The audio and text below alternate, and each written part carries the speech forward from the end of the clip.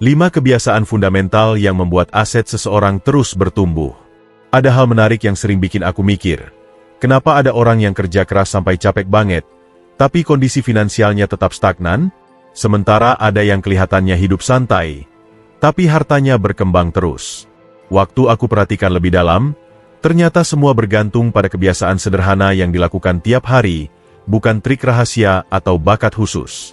Banyak orang sibuk ngejar cara instan.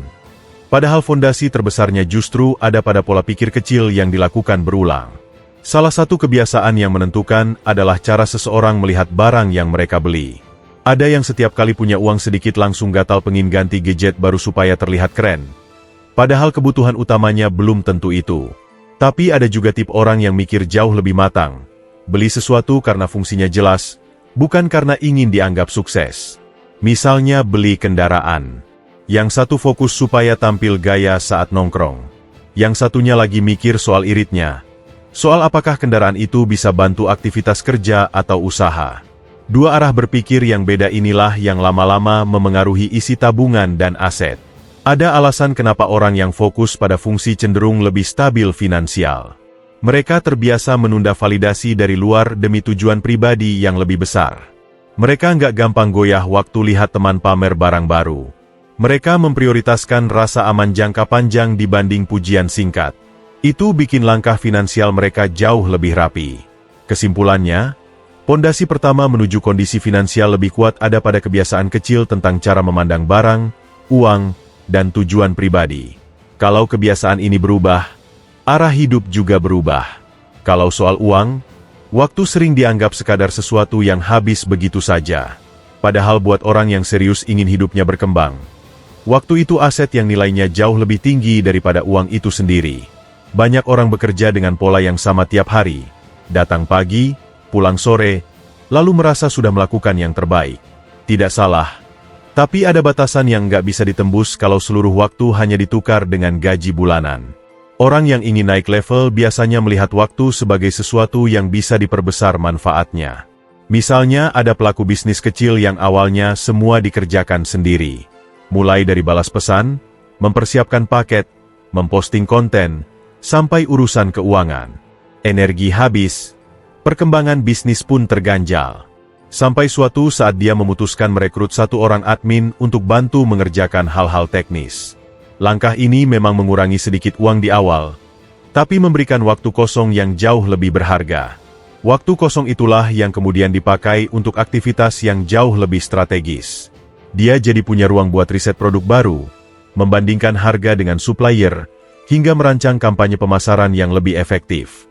Hasilnya, omzet yang tadinya jalan di tempat mulai naik berkali lipat. Semua perubahan itu datang bukan dari kerja lebih keras, tapi dari cara baru dalam memanfaatkan waktu. Pelajaran pentingnya sederhana. Waktu bisa jadi mesin pengganda hasil kalau dipakai untuk hal yang punya dampak besar. Bukan hanya waktu yang dihabiskan, tapi bagaimana kita memakainya. Kalau seseorang mau bertumbuh, mereka perlu berani mengalokasikan waktu untuk hal yang benar-benar mendorong kemajuan. Ada satu kebiasaan penting yang sering diabaikan, memanfaatkan pengetahuan orang lain sebagai jalan pintas yang sah. Hidup di era sekarang membuat kita mustahil menguasai semua hal sekaligus. Justru yang cerdas adalah mereka yang tahu bagaimana memakai pengalaman, kesalahan, dan ilmu orang lain sebagai percepatan. Ibarat ingin pergi dari satu kota ke kota lain, kamu punya dua pilihan.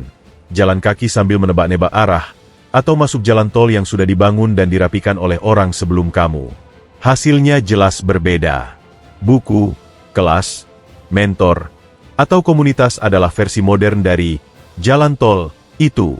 Banyak orang menganggap biaya belajar sebagai pengeluaran yang sia-sia, padahal sebenarnya itu investasi untuk memangkas waktu trial and error yang biasanya memakan energi besar. Ada orang yang butuh bertahun-tahun untuk memahami pola usaha, sementara ada yang hanya butuh beberapa bulan karena mereka belajar langsung dari orang yang sudah melewatinya. Mereka tidak perlu terjebak di lubang yang sama. Dengan memanfaatkan pengetahuan orang lain, kita menghemat waktu, tenaga, bahkan uang. Seringkali pelajaran paling mahal bukan berasal dari kegagalan pribadi, tapi justru dari pengalaman orang lain yang dibagikan secara terbuka. Ada pelaku bisnis yang cerita bagaimana dia rugi besar karena salah menentukan segmen pasar. Kamu cukup menyimak dan mencatat, tanpa harus merasakan pahitnya kerugian yang sama. Ada investor yang membagikan strategi yang dia pakai selama 10 tahun. Kamu tinggal menyesuaikan, bukan memulai dari nol. Kebiasaan inilah yang diam-diam membangun percepatan. Orang yang mau membuka diri terhadap ilmu baru akan lebih cepat naik kelas dibanding yang kekeh berjalan sendiri. Semakin cepat kamu belajar dari pengalaman orang lain, semakin cepat pula arah hidupmu berubah. Satu hal yang sering bikin orang berhenti di tengah jalan adalah rasa takut terlihat gagal. Banyak yang menganggap kegagalan itu memalukan, seolah-olah sekali salah langkah berarti seluruh kemampuan dirinya tidak layak dilanjutkan. Padahal kalau dipikir lebih jernih, gagal itu sebenarnya cuma data, informasi, petunjuk tentang apa yang perlu diperbaiki. Sama seperti waktu kamu mencoba resep baru lalu hasilnya keasinan. Kamu nggak langsung berhenti masak selamanya, kan? Kamu cuma tahu kalau garamnya mesti dikurangi. Dalam dunia usaha, pola ini juga sama. Ada yang menjual produk A lalu ternyata pasar tidak menyambut. Bukan berarti dia buruk dalam berbisnis, tapi datanya menunjukkan kalau produk itu belum pas. Tinggal coba produk lain. Ada yang mencoba strategi pemasaran tertentu, tapi penjualannya tetap sepi. Bukan berarti dia tidak berbakat, tapi datanya lagi-lagi bilang kalau strateginya kurang efektif. Ganti pendekatan, cari cara baru, dan lihat bagaimana hasilnya berubah. Orang-orang yang akhirnya berhasil biasanya punya kemampuan mengolah kegagalan menjadi bahan bakar, bukan penghalang. Mereka melihat setiap kesalahan sebagai petunjuk arah. Setiap kegagalan membawa informasi penting. Apa yang tidak jalan, apa yang bisa diperbaiki, dan apa yang sebaiknya dihindari di langkah berikutnya. Semakin cepat seseorang menerima kegagalan sebagai bagian dari perjalanan, semakin cepat juga ia menemukan strategi yang benar-benar cocok. Dengan sikap seperti ini, langkah maju terasa lebih ringan. Kamu tidak lagi terjebak rasa malu atau takut. Kamu jadi lebih fokus pada proses belajar. Dan di situ letak kekuatannya. Kemampuan untuk terus menyesuaikan diri sampai menemukan jalan yang paling tepat. Ada satu pembeda besar antara mereka yang cuma punya mimpi dan mereka yang benar-benar berhasil mencapainya. Eksekusi. Banyak orang punya rencana yang luar biasa bagus, konsep yang canggih, dan strategi yang terdengar meyakinkan. Masalahnya, semua itu cuma tinggal angan kalau tidak pernah diwujudkan.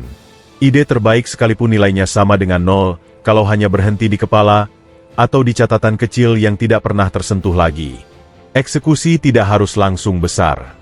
Justru yang paling penting adalah langkah kecil pertama. Misalnya kamu punya rencana menabung tapi selalu menunggu waktu yang tepat. Padahal menabung Rp10.000 hari ini jauh lebih kuat dampaknya dibanding menunggu momen sempurna yang mungkin tidak pernah datang. Begitu juga dengan bisnis. Punya ide produk keren tapi tidak pernah dicoba dalam skala kecil, hanya membuat ide itu layu tanpa sempat berkembang. Ibarat kamu punya bibit tanaman yang kualitasnya bagus. Kalau bibit itu cuma diletakkan di meja dan tidak pernah ditanam, bibit itu tidak akan berubah apa-apa. Supaya tumbuh, perlu tanah, perlu air, perlu sinar matahari. Begitu juga dengan rencana hidup. Harus dikerjakan dulu supaya terlihat hasilnya. Soal nantinya hasilnya langsung sukses atau belum, itu bisa diperbaiki sambil jalan. Orang yang berhasil biasanya tidak menunggu kondisi sempurna. Mereka mulai, lalu memperbaiki seiring berjalannya waktu. Mereka sadar kalau kemajuan hadir dari tindakan konsisten, bukan dari menunggu inspirasi datang. Setiap hari satu langkah kecil sudah cukup membuat perubahan besar dalam jangka panjang. Intinya sederhana, kalau mau hidup berubah, langkahnya harus dimulai, bukan cuma dipikirkan.